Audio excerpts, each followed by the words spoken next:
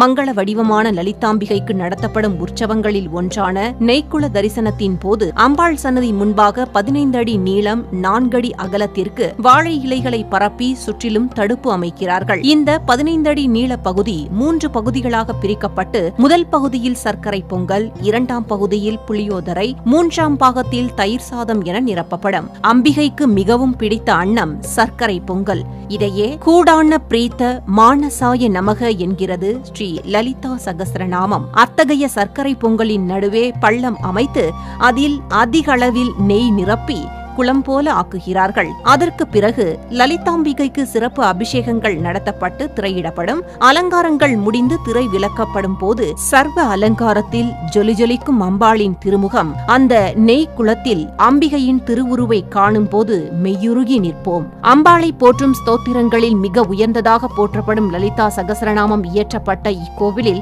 லலிதாம்பிகை சன்னதியில் அமர்ந்து லலிதா சகஸ்ரநாமம், லலிதா ஸ்தோத்திரமாலை ஆகியவற்றை பாராயணம் செய்து அம்பாளை வழிபட்டால் கேட்ட வரங்கள் கிடைக்கும் என்பதும் ஐதீகம்.